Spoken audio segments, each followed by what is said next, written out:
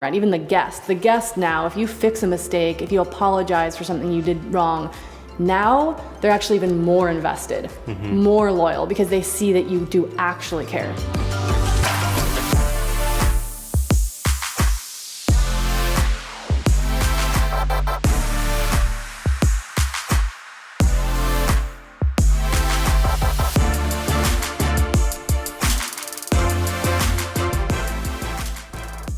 Welcome to another episode of the Deeper Into the Woods podcast. This week we are talking about vulnerability, Fear, authenticity, fear, failure, all those negative things that everybody thinks about, everybody feels. And that we're all scared of.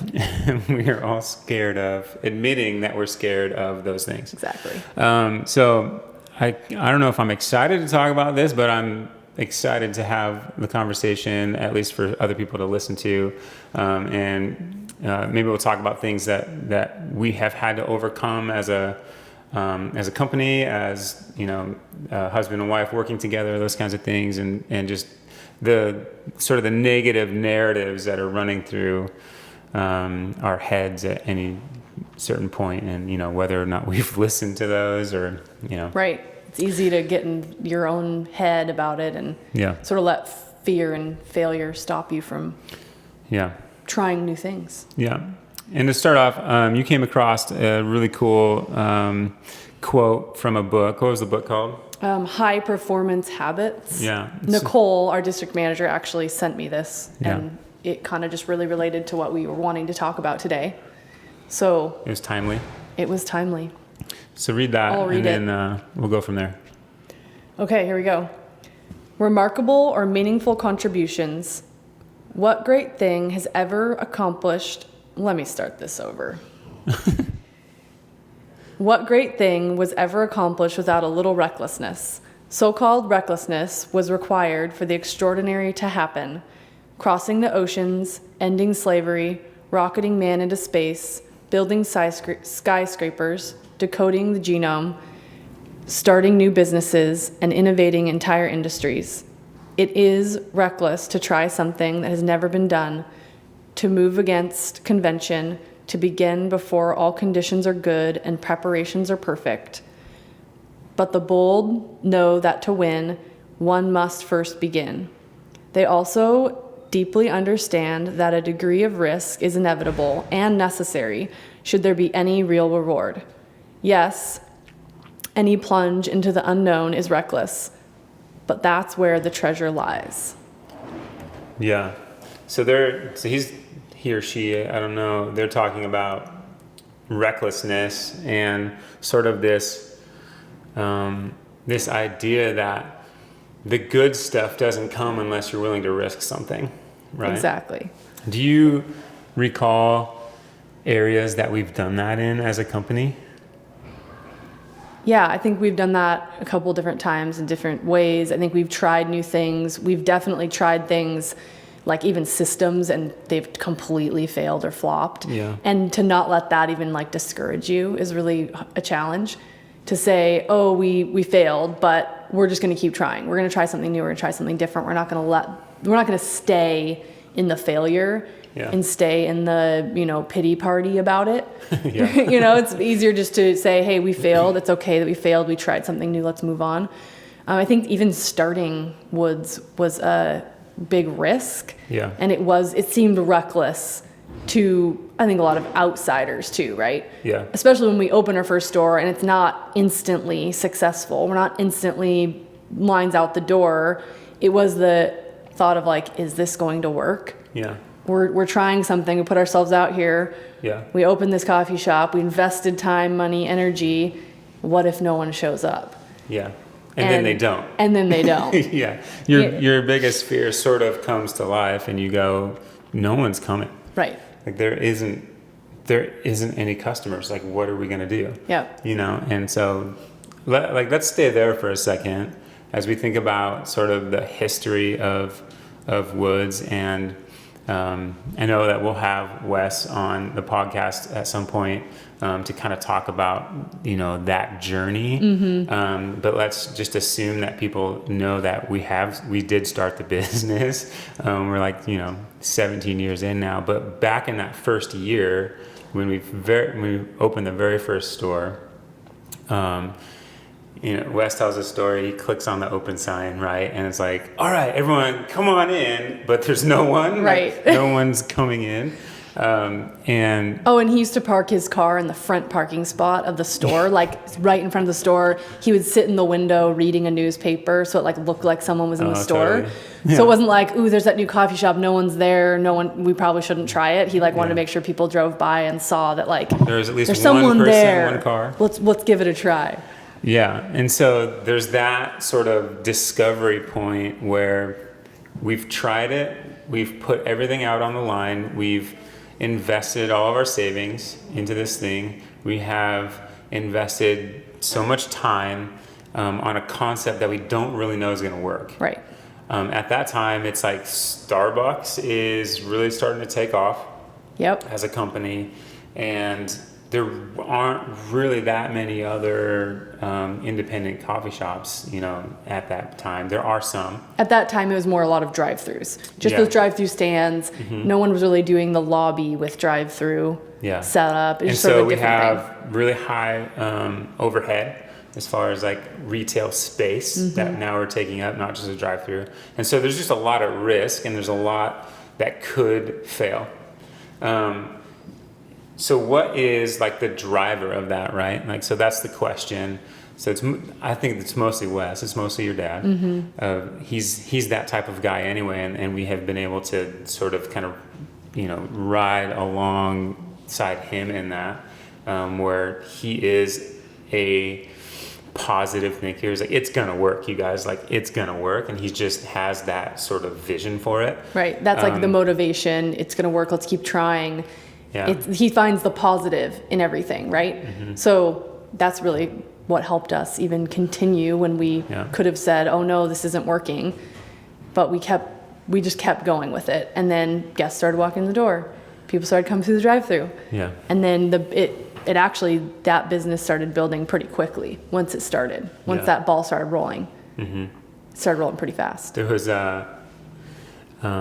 actually your brother Connor sent me a video of a guy. Sorry, I don't have the context of who he was, but he was talking about a plant, and I think it was bamboo or something similar, where these farmers, if they plant whatever this plant was, it takes 5 years before you see the actual plant grow. Oh yeah. And so you plant the seed and you have to water it for 5 years before you even see a sprout. That's crazy. of the plant. And so you're talking about 5 years of just pouring water on You're hoping this that thing, thing's gonna sprout. hoping it's not dead down there. And so obviously it didn't take us 5 years, but the principle is the same, right? You're pouring water, you're pouring resource, and you're pouring time and energy and effort into this thing that you don't really know if it's going to work or not. And that's where we were at. Yep. And then that's the crazy thing too, as I think through this story and sort of those kind of faith steps, or just ambitious, maybe it's just a little bit of insane thinking. I don't know. But we open our first store, and things start really slow, really, really slow. No one's coming. And then it just kind of starts to trickle and starts to gain some momentum. And then 6 months goes by and we go, hey, we should open another store across town where more people are. Right. As a And that was more of strategic move. a strategic move, and it was also a opportunity. There's a new center, a new grocery store here in town. We should take this opportunity to open store 2. But because it was always from this time we started the first store, we set out with the goal of we want to open more stores. We want to open multiple locations. We're not okay with just one. Yeah. As long as it goes well. Yeah, but at that point, we didn't even know if number 1 was was really going to be successful. We didn't even have a year under our belt. We couldn't even measure year over year anything. because we were only 6 months in and we're able to just month over month. And, you know, in hindsight, I mean, now we look at like, we know that our year fluctuates month Right. to month to month. Right. And now, I mean, we were able to measure year over year over year. Yep.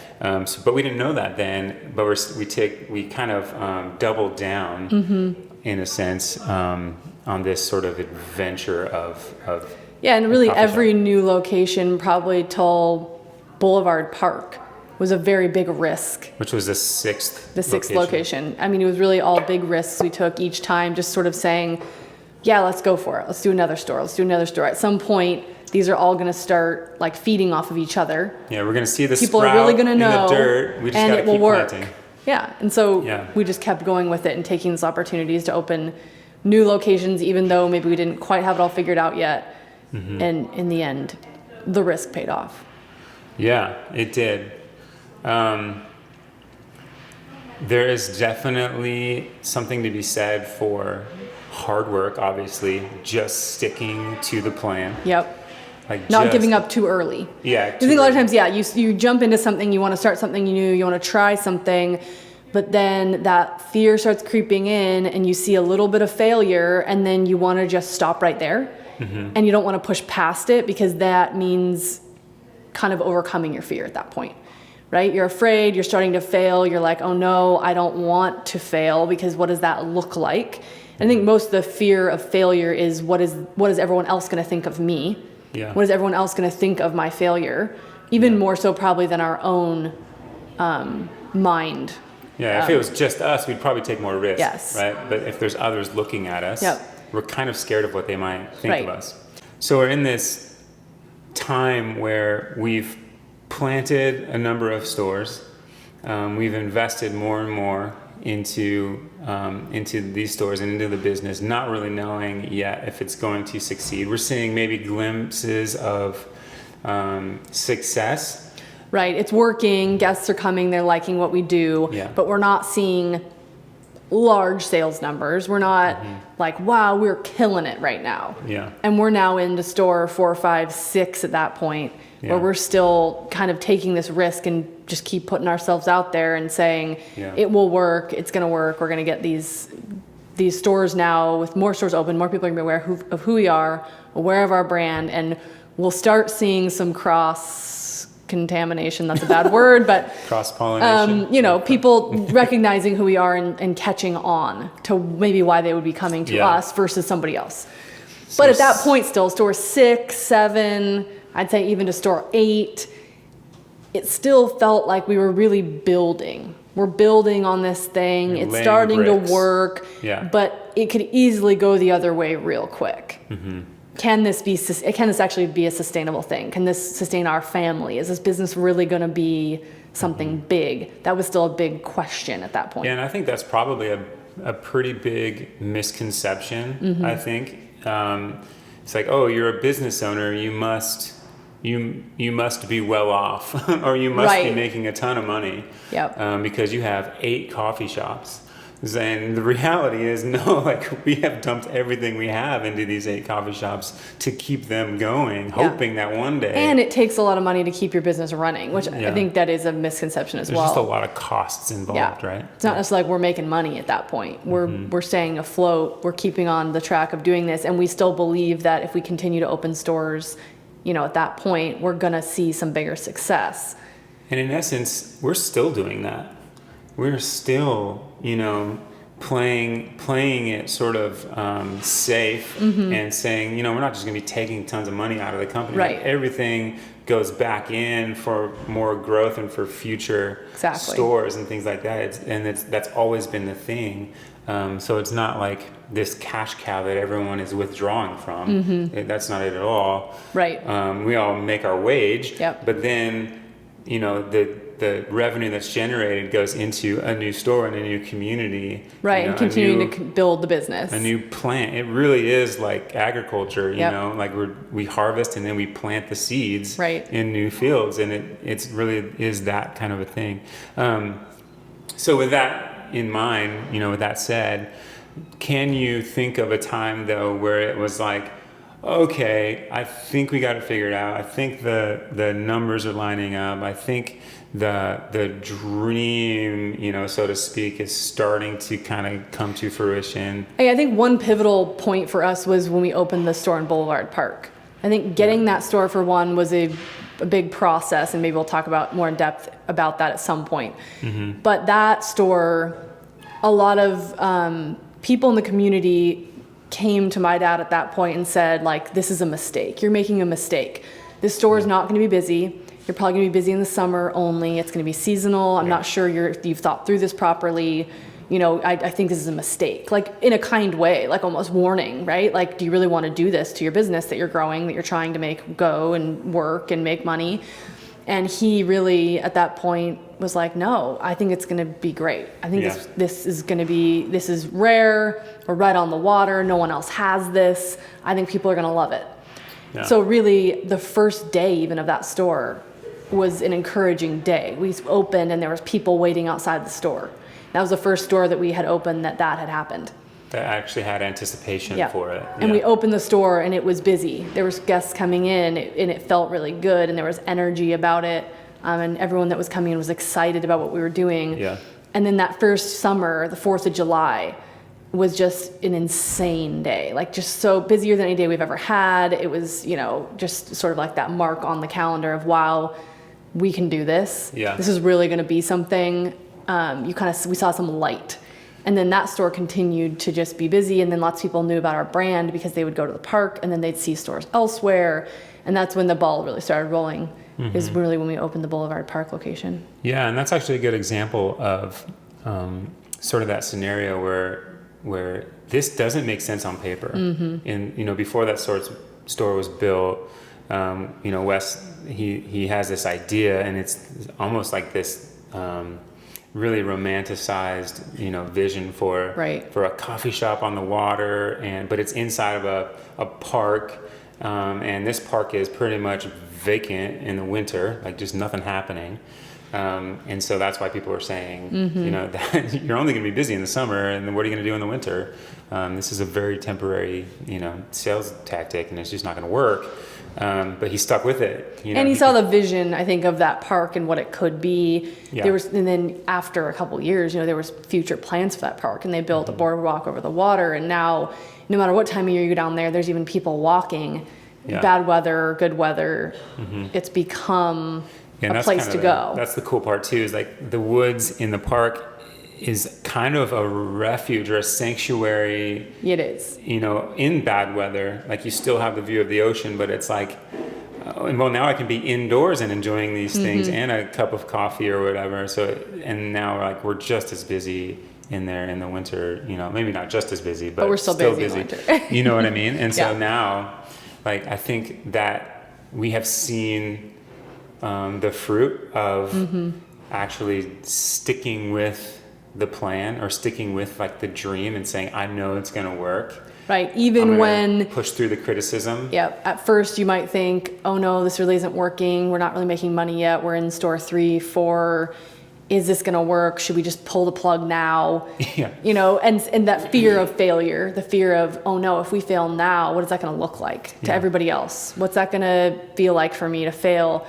And it's really pushing past that and saying, no, we're going to stick to the plan. We think it's going to work. We still see that it can. There's enough encouragement. There's enough people liking what we're doing. We're going to just keep trekking on this path and this plan that we have. And then we in essence, we saw it through. We're still seeing it through. But I think it's where a lot of people get stopped. You have a plan, you have an idea, something you want to go do, and maybe it doesn't work out exactly how you envisioned it working out at first. Or maybe you're met with criticism. Yeah, met with criticism, negative outside voices, or even negative internal voices. What do you tell yourself? In your own head. Yeah. In your own head, are you holding yourself back from success because the fear of failure. That sometimes does hold us back. Yeah. And then if you're seeing maybe your plan's not working out exactly how you wanted it to, does that stop you then? And then do you say, okay, I'm just going to abandon that and go a different direction? Or do you say, no, I believe in this enough. I have a vision for this still for my life or for my business. I'm going to continue on that path and see it through and see this success, and not letting that fear of failure stop you.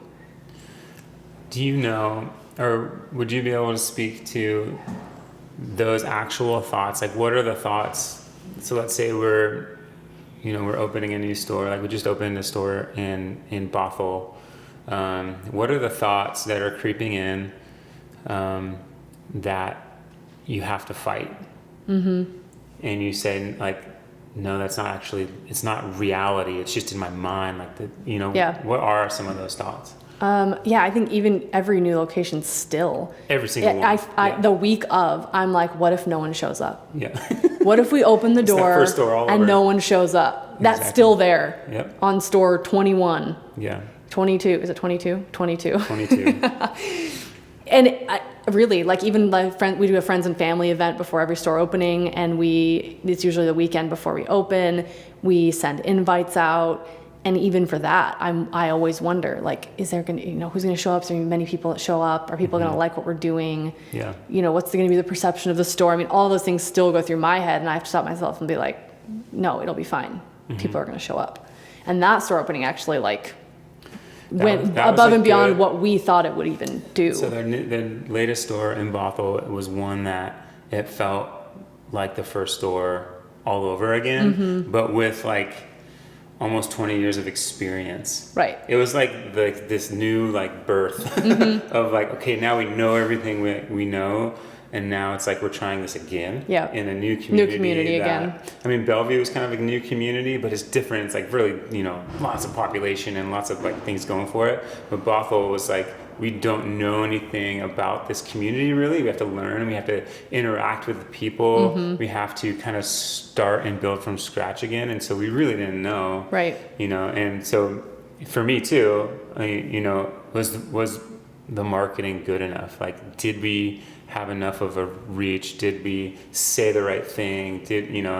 Are people actually going to come?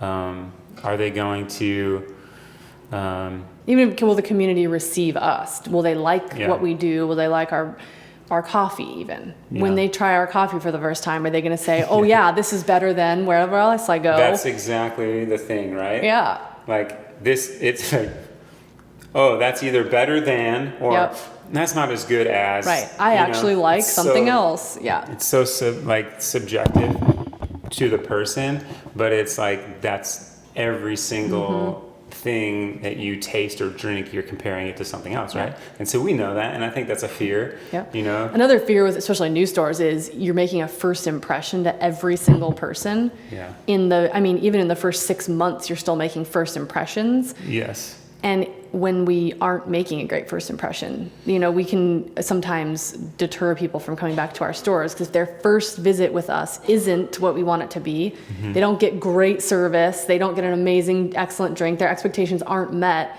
They might never come back. That's definitely a fear still for me too, is we want to be perfect, but also understanding and realizing we won't be perfect. We're going to make those mistakes. We're going to mess up on some of those first impressions. And what do we do with that? Yeah. So that's actually a good thing to speak about, at a staff level. We obviously have very high expectations for our staff. We have placed the bar very high because we want guests to have this really unique, incredible experience, that they can't find anywhere else. Just because of that standard that creates sort of this excellence culture. It does. But for us, it's really not about like the rules and like the processes and the procedures. Like those exist and they have to exist to make quality products. But there's this whole other side of empowerment and like teaching people a value system that they can build on however they see fit to meet a specific guest's need. And so we've been talking a lot about that. And it hasn't always been that way. Right. Like I think in the early days of us opening stores, because of the fear of failure, you hang on too tight to everything. And you can tend to, like, as an owner of the business, like micromanage everyone because you want it done very specifically. You want every single interaction experience that a guest has to be perfection. But really, to get to the level you want to be and have great service and great coffee, you have to let it go. You have to give that away. You have to give it away, You have to empower everyone to take that on, and you have to trust your team enough to be able to go execute that. So I think that we've kind of come full circle on that, where then we've realized, okay, yeah, we need to just empower everybody, because we hired them to do this job. They're all amazing people who want the best. They want to care for people. They want to make great coffee. Let's just let them go do that. Yeah. So that's sort of where we're at now, and we talk about that. As long as we're instilling the value into them, Yes. that this is what we care about most. It's what the guest is tasting and experiencing and how they're treated. Beyond that, we want you to take risks with that. We want you to be feel empowered to go do that in any way that is going to make that guest's experience great. Exactly. You know, because you can't cookie cutter that. Right. Everybody's Because when you different. start cookie cuttering, you become robots. Yeah. And then guests don't like that. If you know, as a Nobody guest does. anywhere Yeah. else, you don't want to go to a restaurant and get the same line fed to you every single time. It seems ingenuine. It is ingenuine. Yeah, or get your number. I'm number 36. Right. Awesome. Yeah. So that's really where we say, hey, let's just treat everybody as the individual they are. Let's welcome them in and meet their expectations. And what their expectation is for you could be different than what it is for me. Yeah. And I think about also, I think we used to do a lot of managing, like managing people and managing problems and just managing stores. And we have managers, but really, like, we've sort of evolved into more of a leading to Yep. mentality. Like we always want to be leading our staff to a conclusion or to a heart space or to an initiative that they can then grab hold of and run with, Right. rather than here's what you need to do. Yep. I'm going to make sure you're doing it. Yep. There's just very different approaches, and so we've kind of done them both now, where we managed, but now we're sort of empowering and leading people to an outcome, and they can sort of arrive there however is best for them in their store. Exactly. But how do you think that switch has changed our culture? I mean, I know it has. But Oh yeah, it's changed it drastically. Yeah. I think when you empower people and you trust them to do something, then they even want to go do it more. I mean, I feel like I'm like that. Like if someone trusts me to do something, Yeah. then I want to go do that and do it really well and do it to my best abilities. It's almost like when you're put into a box, you just stay within that box. Yeah. You don't succeed beyond it.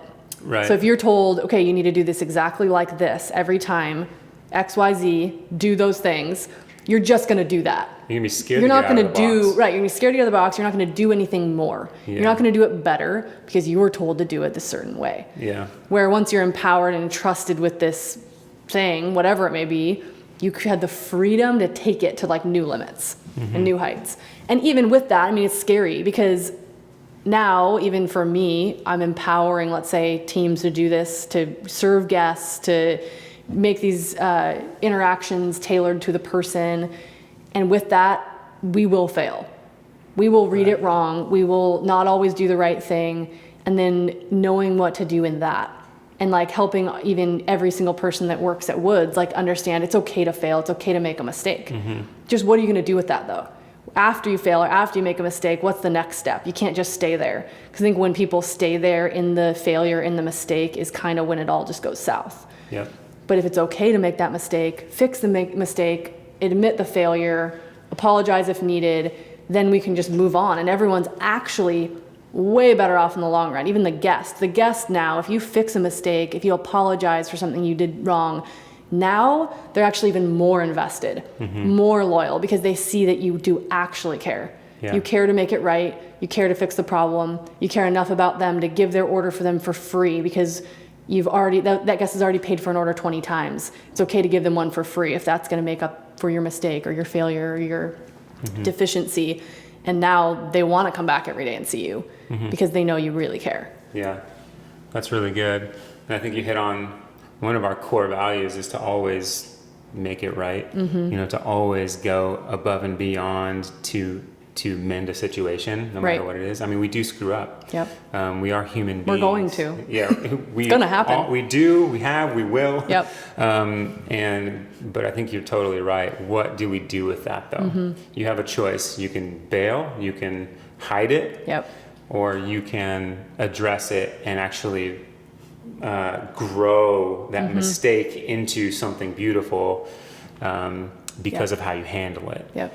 And as leaders too, you know, we need to admit our mistakes. Yeah. As leaders, we make mistakes all the time too. We're human. We try our best all the time. We want the best, but we do make mistakes. And just being able to openly admit when you make a mistake and just make it right, with even if it's just a relational aspect of your life, or it really can be in anything.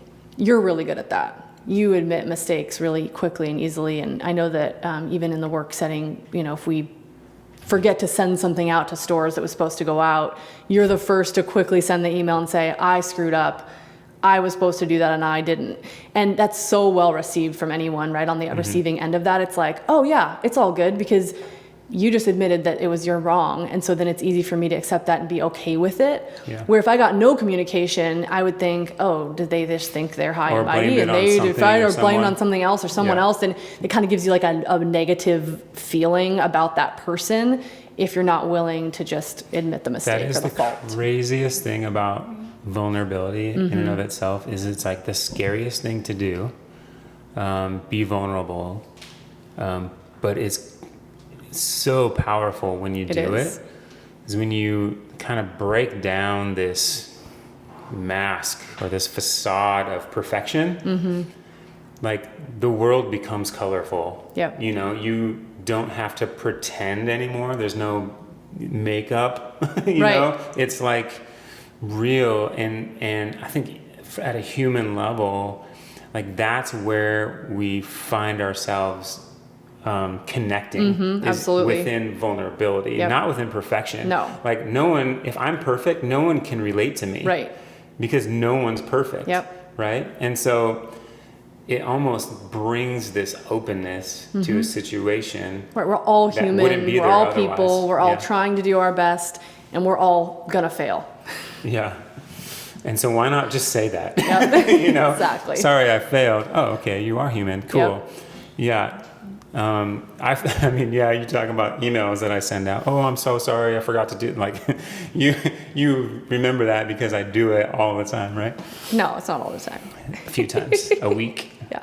But it's then we can relate, then we can be on the same level. It just breaks down all the barriers when you Yeah. do that. Yeah, and there's just something magical about that, you know. It's really tough to describe it. It like is. the breakdown Right. of walls that happens, but you can't underestimate the power Yeah. of just being vulnerable, Vulnerable and and willing to open. admit your mistakes. Communication with each other. Yeah, And always going, one big thing I try to preach all the time is like just talking to the person that you need to talk to. not You know, other you can people. talk about people or you can Yeah. talk to people.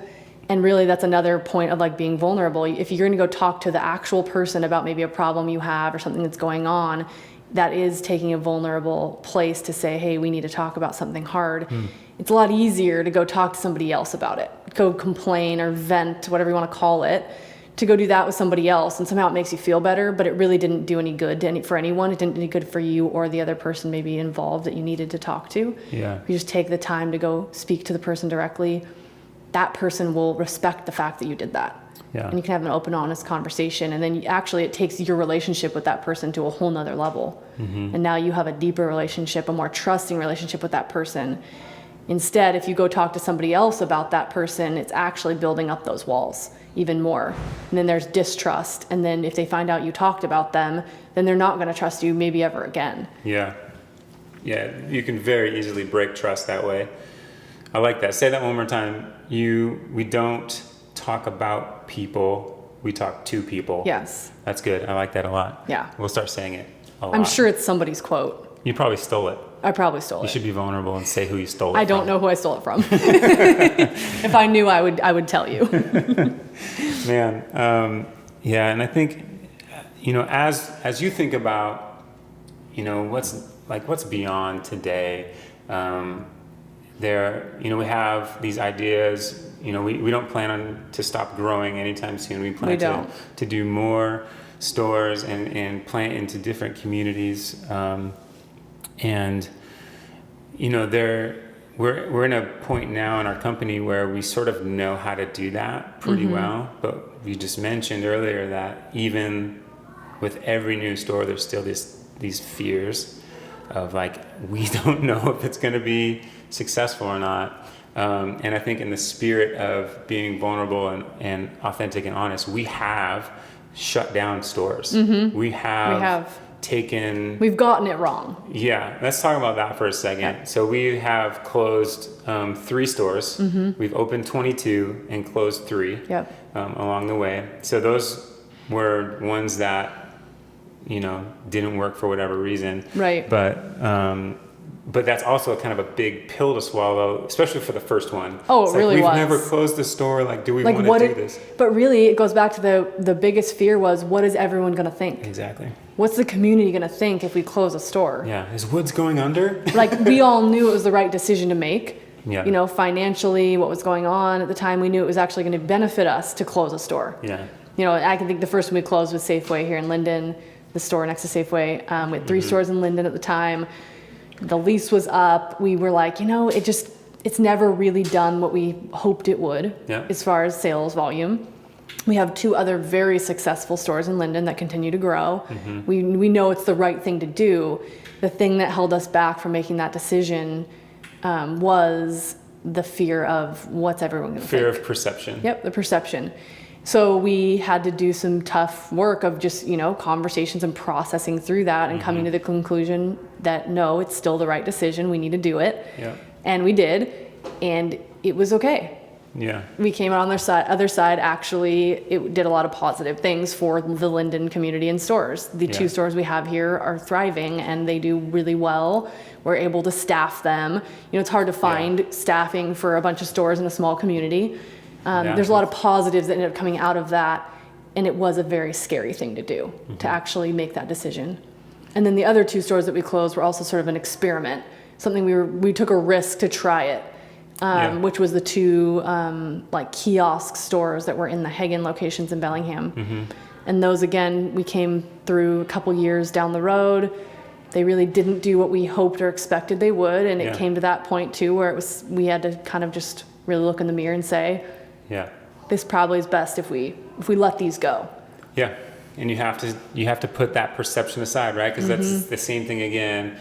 For us, it's like, oh man, well, what's Hagen gonna think? Right. What are people gonna think when they go in Hagen and don't see Woods now? What? And we're very aware of relationships. We don't like having to have any relationships that are broken over things like that. We really try our best to navigate those relationships in a really positive, vulnerable way where we're open and honest about maybe why we would want to end a relationship that way or whatever it may be. We actually have a great relationship with Hagen still. Yeah. Yeah, and that's the thing too, is like you think through like what it's gonna be like to break that bond that you have, a business relationship. But then in reality, like what actually happens is nowhere even close to what we build your things mind, up you so go much to bigger this in our far mind. extreme of like, it's going to be terrible. People are going to hate us. But I mean, really, like what was the feedback from any of those I don't stores? even remember. It wasn't anything. I don't remember hearing anything. No. But that just goes to show that, we can be so caught up in the what are people going to think? Yep. And really, in the end, that was a waste of time, a waste of effort, a waste of mental energy. Oh, we all do it all the time though, right? We Yeah. build things really big in your mind. You tell yourself stories. Our minds like to finish stories. Yeah. So if you only know a piece of the story, you start making it up, right? And you have to really stop yourself and say, wait, is this truth that I'm thinking even, or is this something I'm just creating, fabricating my ending to a story? And usually, and assuming it's truth. right, usually our brain kind of goes to the negative, or at least Yeah. mine does. I have to stop myself and say, well, I'm making up this story. This isn't real. I need to take this one step at a time and really look at what's the reality here of the situation. What's real, what's right in front of me, what conversations should I have, and I shouldn't even perceive what those conversations will end like because I have no idea. Yeah. Yeah, and so you would say maybe taking this approach of like one day at a time, one step at a time. Yes. Like, what are you doing to keep your mind in check or your thoughts in check? Are you doing anything active? Yeah, for me, it's more about just like acknowledging when my thought process is going down that road. A self-check. Yeah, so it's just even being aware of it. Like if you're aware of it, now when I start thinking and kind of letting myself rabbit trail down, making up stories, I catch myself in it. Yeah. Like, wait, why am I thinking about this right now? This is Yeah. a waste of time and waste of energy. I'm worrying about something that may never happen. Yeah. So then I try to just stop myself and start a new thought on something else, or try to turn it into a positive thought. Yeah. Which really, it does help your whole outlook on life, really, when you take control of your own thinking in your Yeah. own mind. Sometimes I wish I was more of a positive thinker and could stay there. I am a positive thinker. Like, I am an optimist, but I'm like a checked optimist, like someone who is like, I'm pretty sure this is going to work out. Yeah. But I'm going to like go through every bad narrative in my mind to make sure it's going to work out internally. Right. And so for me, I have to check that. For some reason, I have to kind of play that whole scenario out and go, this is not real. Right. I have made this up. Yep. I haven't really seen any evidence to support this weird narrative that I've created in my mind. Like if it could be anything, like it could be a meeting that we're going to have, or Right. like that, about marketing, or like, what's going on. But my brain would go to, okay, what are they going to think? Like, that's that same stuff. I remember so many people telling me, like when I was a district manager, and I'd like send a manager a text like, hey, can we meet up tomorrow? And they would tell me like, don't do that. Because they'd be like, I'm so scared when you say that. And I'm thinking like, why? Like it could just be like, hey, just checking in with you. How you doing today? Sort of a meeting. But in their mind, they went to like, oh no, why are you asking me I'm to in meet? trouble. Is it bad? Am I in trouble? And that's really what a lot of us do. Yeah. Right? We go there and really it could be a great meeting. You could be there to give me a gift. Yeah. And why don't we think about those things? Because we're trying to protect ourselves, Yeah. right? We're trying to think of any worst case scenario possible because we're trying to protect ourselves from being blindsided or Yeah, we're preparing for feeling, the worst. right, feeling Yeah. that fear of failure, all of those things. Yeah. We're doing that. But really, it doesn't do us good Yeah. to think that way. As we are talking about all of these things, we've kind of covered a lot of ground here. What is the most important takeaway, do you think, then, for maybe the person who just started our company, or just anyone that's listening or watching? How would you summarize all of this into just, a couple sentences of a takeaway? I think for us in particular in our company, it's you are empowered. We do trust you. Yeah. It's okay to make a mistake. We want you to just care for people. That's like at the heart of everything, right? Care for people. And then another thing I think is the acknowledging that our minds can take us down really negative paths. Yeah. We can make up stories. We can worry about things that we don't need to worry about. And as much as we can each be aware of that and stop ourselves in our tracks and say, nope, we're going to think positive. We're going to think the best of people. I think that's very high on the list as well. I'm just acknowledging that you can control what your thoughts are and your thought process. Yeah.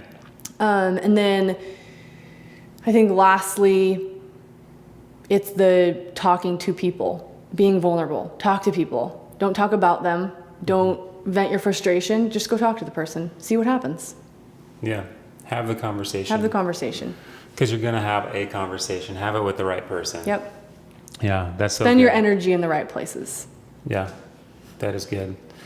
Cool. All right. Well, I think we've pretty much covered the gamut think so. of vulnerability and authenticity, failure, fear. There's a lot of great resources out there too right now, I think, about all of this subject matter. Yeah. A lot of great things.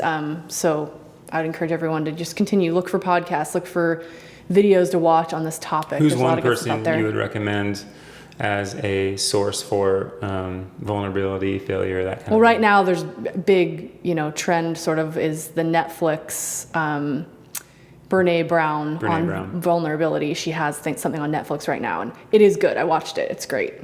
Yeah.